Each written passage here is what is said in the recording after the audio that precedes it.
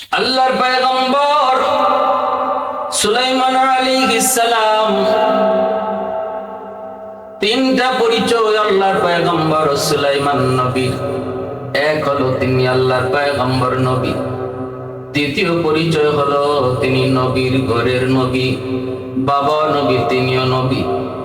আরেকটা পরিচয় হলো তিনি তামাম দুনিয়ার বাদশাহ। আল্লাহর পয়গম্বর সুলাইমান তামাম পৃথিবী শাসন করছেন চারজন মানুষ। চারজনের ভিতরে দুইজন হলেন কাফের। এই দুইজন, একজন নমরুদ, আরেকজন হলো বুখতানসর, আর দুইজন হলেন মুমিন। একজন সুলাইমান পয়গম্বর, আরেকজন হলেন যুলকারনাইন। এই চারজন মানুষকে আল্লাহ পাক তামাম দুনিয়ার বাদশাহী দান করেছেন। সুলাইমান আলাইহিস সালাম,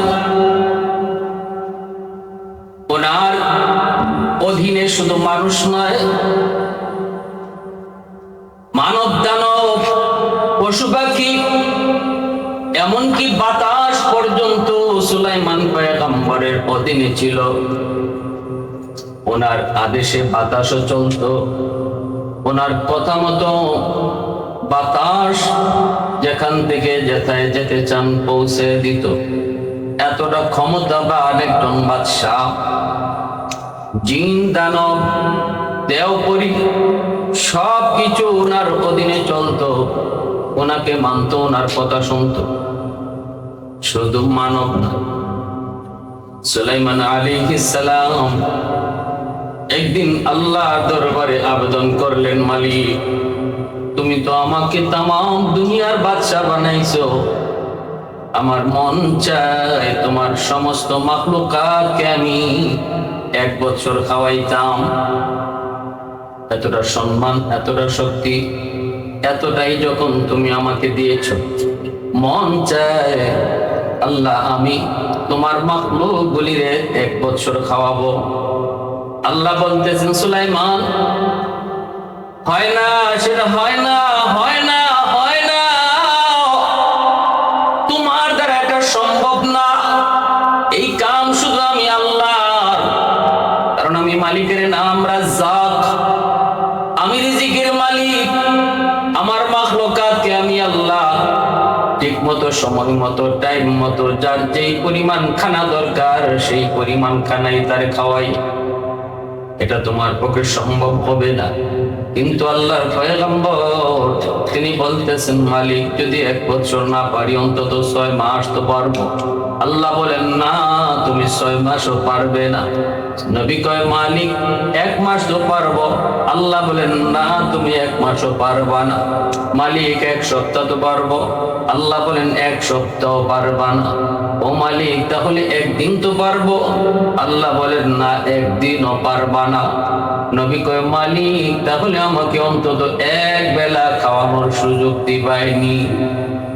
আল্লাহ তোমার কাছে আবদার, ও মালিক, আমার মন চায়, আমার মন চায় 1 বেলা অন্তত আমি তোমার মাখলুক গুলাকে খাওয়াইতে চাই, মেহমানদারি করাইতে চাই। আল্লাহ যত বলেন না, নবী কয়, না গো মালিক, দাও, সুযোগ দাও, অনুমতি দাও, আমি না পারলে একটু ট্রাই করে দেখি, একটু চেষ্টা তো করতে পারি। আল্লাহ কয়, ঠিক আছে, চেষ্টা যদি করতে চাও তাহলে করো দেখি। নবী সাথে সাথে দেও দানবকে আদেশ করলেন, নদীর পাড়ে, সাগরের পাড়ে 40 কিলোমিটার এলাকা জুড়ে তোমরা বড় বড় ডেকচি দিয়ে রান্না পাকানো শুরু করো। দানবরা, জিনের ভিতরে যারা বড় বড় শক্তিশালী, তাদের দ্বারা নদীর কিনারায় 40 কিলোমিটার এলাকা জুড়ে বড় বড় ডেকচির ব্যবস্থা করা হলো। নবী বললেন, আর যাও, জঙ্গলের ভিতর থেকে জঙ্গলি গরু, জঙ্গলি হাতি সব ধরে ধরে এনে জবাই করে ফ্রাই করো। খাসি, দুম্বা, যত প্রকারের জীব জানোয়ার আছে, খাওয়ার হালাল বস্তু, নবী সবগুলাকে জবাই করে ফ্রাই করার জন্য আদেশ করলেন, নদী থেকে মাছ ওঠাও, মাছের ফ্রাইও করো। সর্বদিক দিয়া পশু পাখি এবং মাছ, সব শাক সবজি সহ সব ধরনের পোলাও, পুরুষ কুরমা, যত প্রকারের খানা আছে সব কিছুর আয়োজন সমাপ্ত করে ডেগের পর ডেগ, ডেগের পর ডেগ, বড় বড় ডেকচি পাক করা হয়ে গেল। নবী বলতেছেন, জিন্নাতদেরকে বাতাস করো যেন খানা নষ্ট না হয়। মালিক, আমি কাকে আগে খাওয়াবো? আল্লাহ বলেন, তোমার যারা মন চায় মানুষ জাতিরে আগে খাওয়াবো, নাকি জিন জাতিরে আগে খাওয়াবো, নাকি জলজন্তুকে আগে খাওয়াবো, নাকি স্থল প্রাণীকে আগে খাওয়াবো? আল্লাহ বলেন, তোমার যেথায় মন চায়, যারে মন চায় তারে দিয়ে খানা শুরু করাও। নবী মনে মনে সিদ্ধান্ত নিলেন, জলজ প্রাণী দিয়ে খানা শুরু করি। এ নদীর প্রাণীরা, কে কোথায় আছো? আজ তোমাদের মেহমানদারি করাবো আমি সুলাইমান। আসো, আমার মেহমানদারি কবুল করো। আল্লাহ পাক জলের সমস্ত প্রাণীকে আদেশ করলেন, আজ আমি আল্লাহ এক বেলা তোমাদের রিজিক দেব না, তোমরা যাও, সুলাইমান তোমাদেরকে এক বেলা খানা খাওয়াবে। নবী লাইন ধরতে বললেন, সবাই যার যার মতো লাইনে দাঁড়াও। তাড়াহুড়া নয়, উশৃঙ্খলা তো নয়, একজন একজন করে খানা খাও, পর্যাপ্ত খানার ব্যবস্থা আছে, কোনো অসুবিধা হবে না। লাইনে দাঁড়ানো সবাই। সাগর থেকে বিশাল বড় একটা তিমি মাছ পিছন থেকে আওয়াজ দেয়া করে, নবী গো, আমি লাইন টাইম বুঝি না, ওগো নবী, আমাকে আপনি তাড়াতাড়ি খানা দেন, আমার বড় প্রচন্ড ক্ষুধা, দেরি করলে আমি মরেও যেতে পারি, আমি লাইন বুঝি না, আমাকে বেলাইনে খানা দিতে হবে। নবী বলতেছেন, এটা কেমন কথা? এটা তো আমি একজন নবী, একজন পয়গম্বর, শৃঙ্খলা বজায় রাখতে হবে, ইনসাফ রাখতে হবে। তোমার আগে যারা লাইনে দাঁড়াইছে, ইনসাফের বিচার হলো তারা আগে খানা খাবে, এরপরে তুমি খানা খাবে। কিন্তু তিমি মাছটা আওয়াজ দিয়ে কই, নবী গো, একটু খেয়াল করেন, আমার দিকে তাকান। আপনি আছেন আপনার ইনসাফে, আর আমি আছি আমার জীবন লইয়া। একটু দেরি যদি হয়, আর যদি না খেয়ে আমি মারা যাই, আল্লাহর দরবারে আপনার বিরুদ্ধে নালিশ দেব। এই কথা বলতেই সুলাইমান পয়গম্বর ভয় পেয়ে গেলেন, দুর্বল হয়ে পড়লেন। সত্যি তো যদি না খেয়ে মারা যায়, তাহলে তো আমি আল্লাহর আদালতে জবাব দেওয়া লাগতে পারে। এবার নবী বললেন, ঠিক আছে, ওই মাস্টারে আগে পাঠাও, আর তোমরা লাইনে থাকো, তিনি মাস্টারে বেলাইনে বাইপাস তারে আগে পাঠায় দাও। তিমি মাস্টার বাইপাস খাবারের কাছে আসলো। সুলাইমান নবী বলতেছেন, বলো তুমি কেমনে খাবা? খানা শুরু করো, স্টার্ট করো। মাস্টার কই, নবী গো, আমি শুরু করবো না, আমি হা করে থাকবো, আর আপনি খানা দিতে থাকেন। যখন আমার পেট ভরবে, আমি নিজেই বলবো আমার ক্ষুধা নিবারণ শেষ, আমার পেট ভরে গেছে, আর লাগবে না। এমনি সুলাইমান নবী দানবদেরকে বলতেছেন, তোমরা ওর মুখে একটা আস্তা গরু ঢুকায় দাও, ফ্রাই করা গরু ওর মুখে ঢুকায় দাও। তিমি মাস্টার মুখে ফ্রাই করা গরু ঢুকায় দেওয়া হয়, আস্তা একটা জঙ্গলি গরু ঢুকায় দেওয়া হয়। নবী মনে মনে ভাবছেন, হয়তো এই গরুটা একটা খাইলে তার পেট ভরে যাবে। কিন্তু মাস্টার হাত আর মুখ থামে না, হাত করছে আর মুখ বন্ধ করে না। নবী দানবদেরকে বলে, আরেকটা গরু ঢুকায় দাও। ভাবছেন দ্বিতীয় একটা দিলে পরে হয়তো আর চাইবে না, কিন্তু না না না, মুখ তো বন্ধ করে না। নবী আবার কয়, ঠিক আছে, ওর মুখে আরেকটা গরু ঢুকায় দাও। এইভাবে যখন দিতে থাকে, নবী কয়, হাতি ঢুকাও। এইভাবে নবী কয়, বড় বড় মাছ ঢুকাও।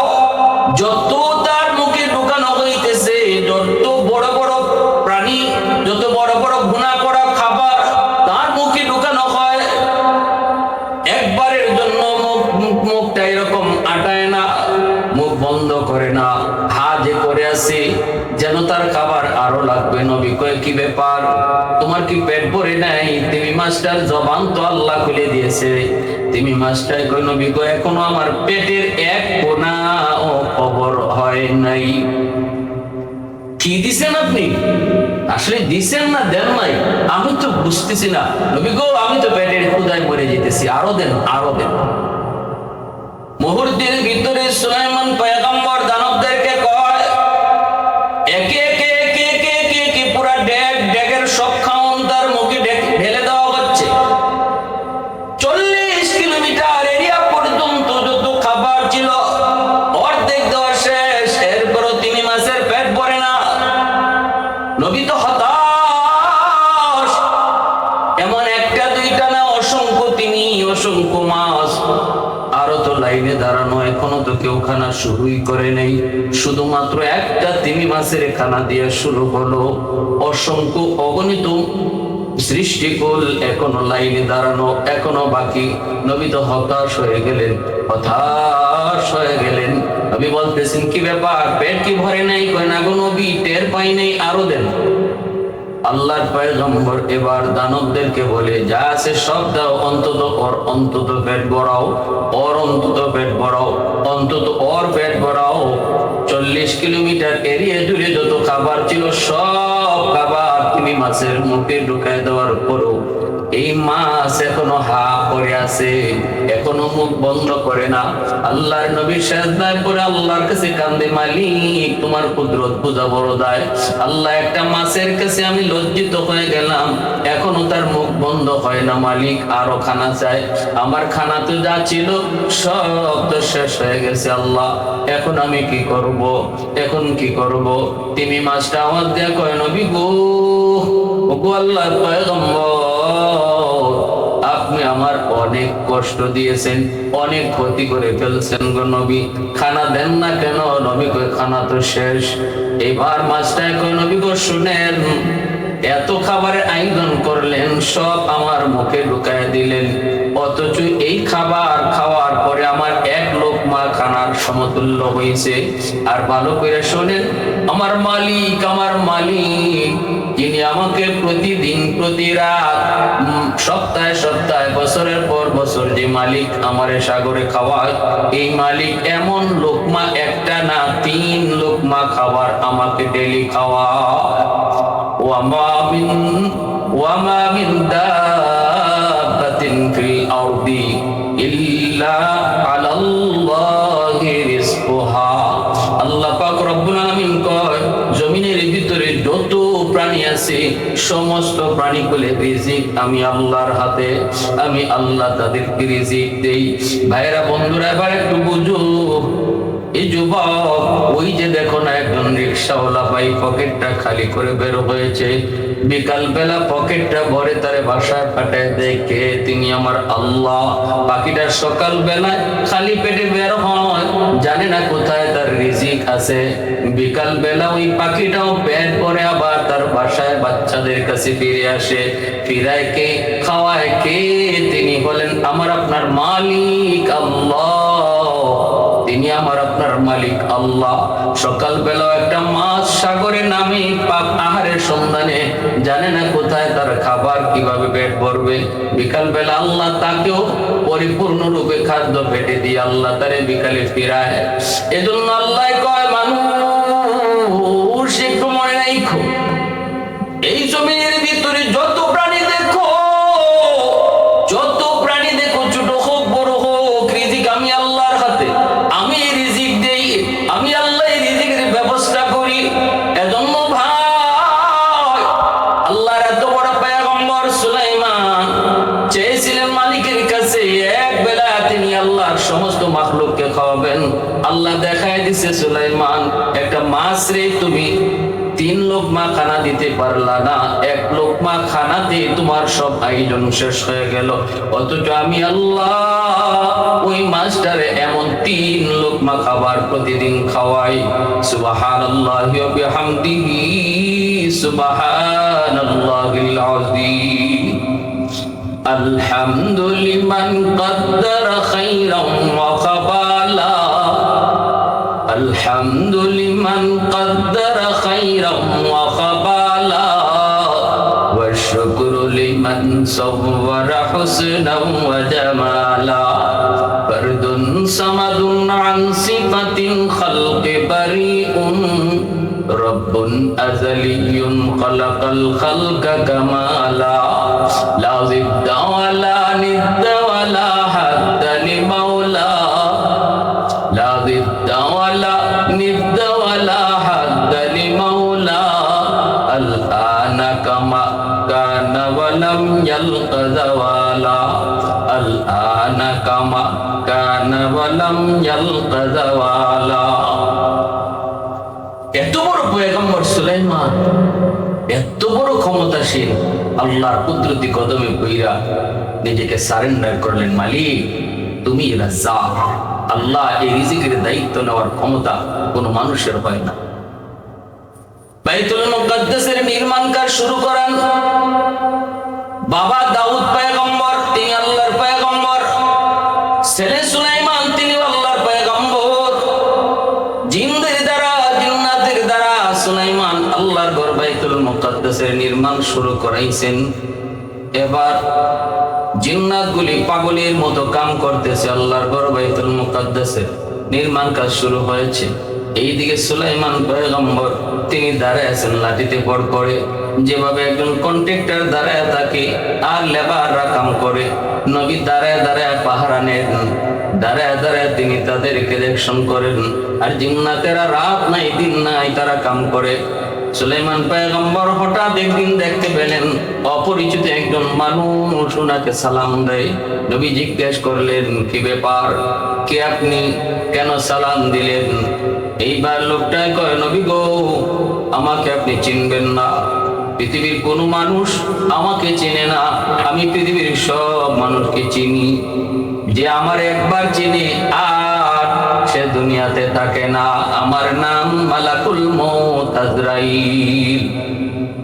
এত বড় ক্ষমতাসীন একজন বাদশাহ, যারে আল্লাহ পাক নবুয়তিও দান করেছেন, তামাম দুনিয়ার বাদশাহীও দান করেছেন, তাকেও দুনিয়াতে থাকার সুযোগ আল্লাহ দেয় নাই।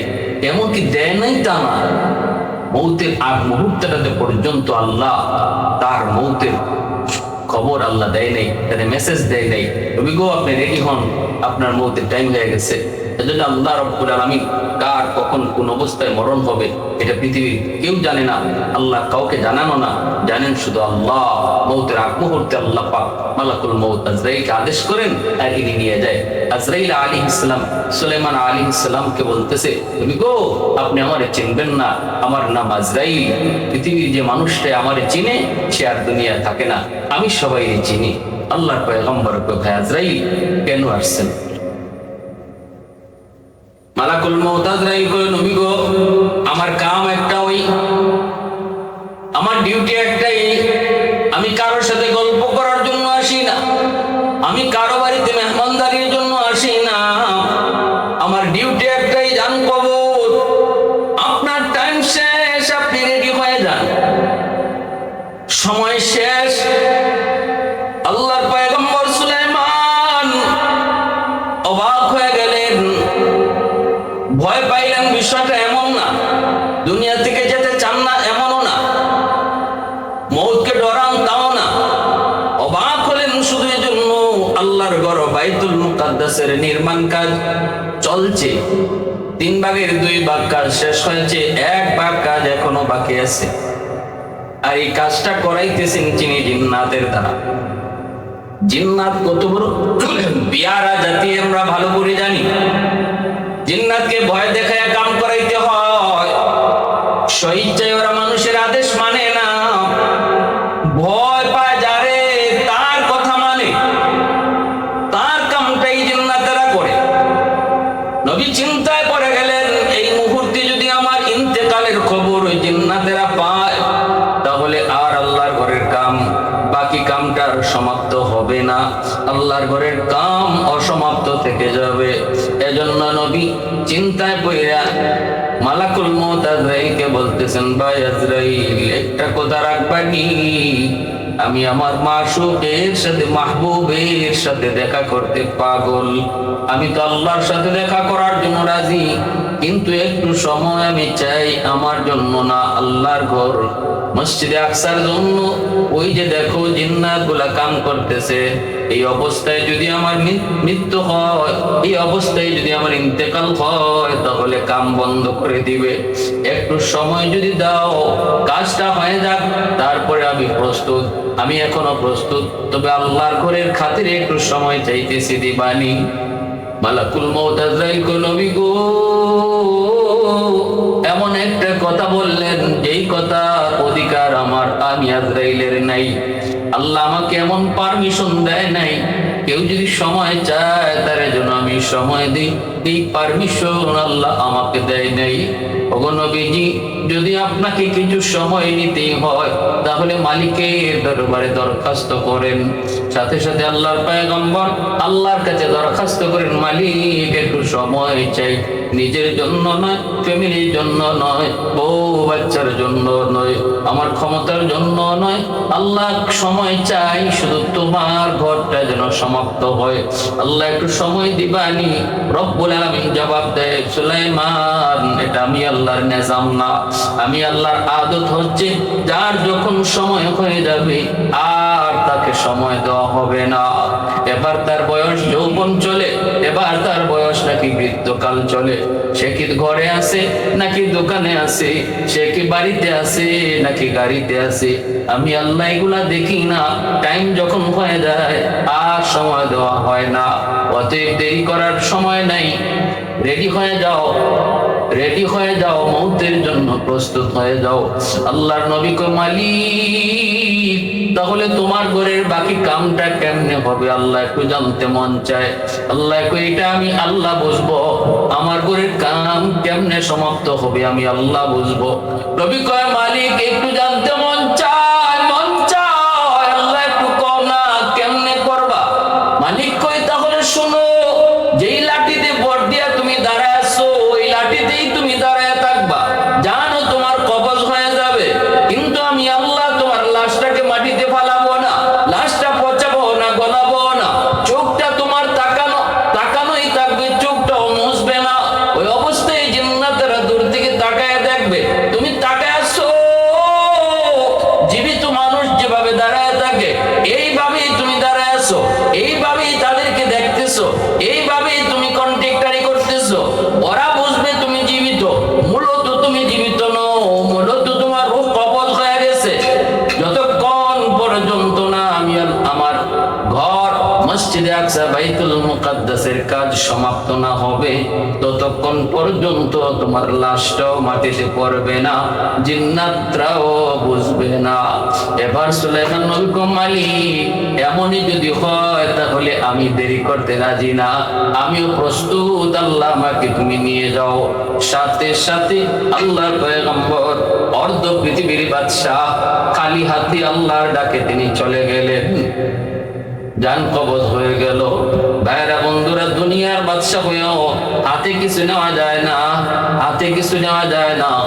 দুনিয়ার বাদশা হইও খালি হাতেই কবরে যেতে হয়, কবরে যাওয়ার সময় কোনো সামান সাথে নেওয়া যায় না। এজন্য ইব্রাহিম বিন আদহাম না, দুনিয়ার বাদশা যুলকারনাইন, তামাম দুনিয়ার বাদশা যুলকারনাইন মৃত্যুর আগে বলেছিলেন, আমার ইন্তেকালের পর তোমরা কাফনের ভিতর থেকে আমার দুটা হাত বের করে রেখো। আমি দুনিয়ার মানুষকে মেসেজ দিতে চাই, মানুষেরা শুনো, দুনিয়ার বাদশা ছিলাম আমি যুলকারনাইন, কিন্তু কবরের যাত্রী হয়েছি খালি হাতে, শূন্য হাতে। হাত কিন্তু আমার খালি হাতে কিছুই নাই।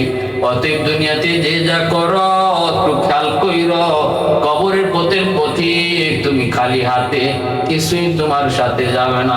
অন্যায় ভাবে কারো জমি দখল কইরো না, আর একজনের হক মাইরে খাওয়ার চেষ্টা করো না, বোনের জমি দখলে আইনো না, ছোট ভাইয়ের জমি দখল করার চেষ্টা করো না, প্রতিবেশীর সিম ঠেইলো না। এই 4 আঙ্গুল 10 আঙ্গুল জায়গার ভিতরে 100টা জায়গাও তোমার সাথে কবরে যাবে না। একটু চিন্তা করো, একটু চিন্তা করো, একটু মন দিয়ে ভাবো, এই মুহূর্তে তোমার আমার খুব কাছের যুবক, কে কোথায় কোন অবস্থায় মৌতের ডাক আসবে কেউ জানে না।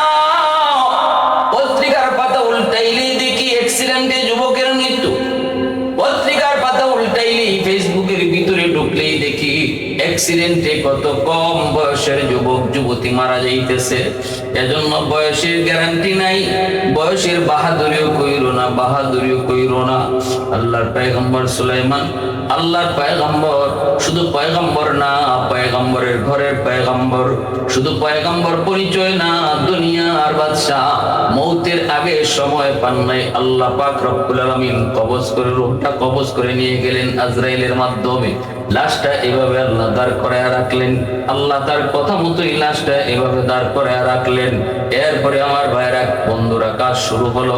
জিন্নাতেরা মনে করতেছে উনি তো দাঁড়ায় কাজ দেখতেছেন, অতএব না ফাঁকিবাজি করার কোন সুযোগ নাই। দিন যায় রাত যায়, জিন্নাতেরা কাম করে, হরদম তারা কাম করে। ঘটনা কি, নবী তো এমন ভাবে তাকায় আছে, লড়েও না চড়েও না, মনে হয় আল্লাহর পক্ষ থেকে কাজের বড় দ্রুত কাম শেষ করার অর্ডার আসছে। অতএব লড়ালড়ি করো না, কাম দ্রুত চালাও, দ্রুত চালাও। ভাইরা বন্ধুরা, এইভাবে একদিন দুই দিন নয়, একটা বৎসর পর্যন্ত নবীর ইন্তেকালের পর আল্লাহ পাক তার লাশটাকে লাঠির মধ্যে দাঁড় করায় রাখছেন। যখন আল্লাহর ঘর মসজিদে আকসার কাজ সমাপ্ত হয়, যেই টাইমটাতে কাজ সমাপ্ত হলো, ওই টাইমটাতেই লাশটা লাঠি থেকে ভর দেওয়া অবস্থা থেকে মাটিতে ঢলে পড়লো। জিন্নাতেরা দৌড়ে আসলো, নবী পইরা গেল। ঘটনা কি, জিন্নাতেরা আসলো, আয়েশা তারা তার হাত ধরছে, পায়ে ধরছে। জিন্নাতেরা দইরা তারা বুঝতে পারলো বডির কন্ডিশন কয় নবী এখন মারা যায় নাই, নবী আরো বহু আগেই মারা গেছে। কতদিন আগে মারা গেছে? জিন্নাতেরা এইবার পরীক্ষা শুরু করছে। ওই দিন জিন্নাতেরা যদি পরীক্ষা না করতো, কতদিন আগে আল্লাহর পয়গম্বর সুলাইমান নবীর ইন্তেকাল হলো, এই বিষয়টা যদি জিন্নাতরা তখন তদন্ত না করতো, আজ পর্যন্ত আমরা পৃথিবীর মানুষ কেউ জানতাম না নবীর কত আগে ইন্তেকাল হয়েছিল। কেমনে পরীক্ষা করলো? তাফসীরের কিতাবের মধ্যে লিখেন, যতটুকু উনার যে লাঠিতে উনি ভর দেওয়া ছিলেন, এই লাঠিটা ঘুম পোকায় খাইছে, ওই পোকায় খাইছে, ওই পোকায় খাইছে, যতটুকু এই পোকায় খাইছে লাঠিটা, এতটুকু তার আগে যাচাই করেছে, এতটুকু আগে তারা মাপ নিছে। এরপরে লাঠির সমান আরেকটা ভালো লাঠির মধ্যে ওই পোকাটা লাগায়া দিছে। ওই পোকাটা একদিনে যেই পরিমাণ এই লাঠিটা খাইতে পারছে, এই একদিনের খানাকে হিসাব কইরা যতটুকু নবীর লাঠিটা খাইছে, এই হিসাবটা তারা বের কইরা জানাইছে আজ থেকে 1 বছর আগে নবীর ইন্তেকাল হয়েছে। সুবহানাল্লাহি ওয়া বিহামদিহি, সুবহানাল্লাহিল আযীম। আল্লাহ পাক রব্বুল আলামিন, আল্লাহ পাক রব্বুল আলামিন তার ঘরের কামও সমাপ্ত করলেন। এইদিকে নবীর ইন্তেকালও তার টাইম মতো হয়ে গেল। এজন্য ভাইরা, যে যত ক্ষমতার মালিক হও না কেন, মরণ হইল না। মরণ কিন্তু পিছনে পিছনে ঘুরে। তামাম দুনিয়ার বাদশা হওয়ার পরেও, এমনকি শুধু বাদশা না, আল্লাহর পয়গম্বর হওয়ার পরও একটু সময় আল্লাহর কাছ থেকে চায় নিতে পারে না। রে যুবক, অতএব কিসের বাহাদুরি করো, কিসের বাহাদুরি করো? আল্লাহ পাক রব্বুল আলামিনের আদেশ যখন আসবে, যে টাইমে আসবে, যেখানে থাকি না কেন, যে অবস্থায় থাকি না কেন, সাথে সাথে মৌতের জন্য প্রস্তুত থাকতে হবে।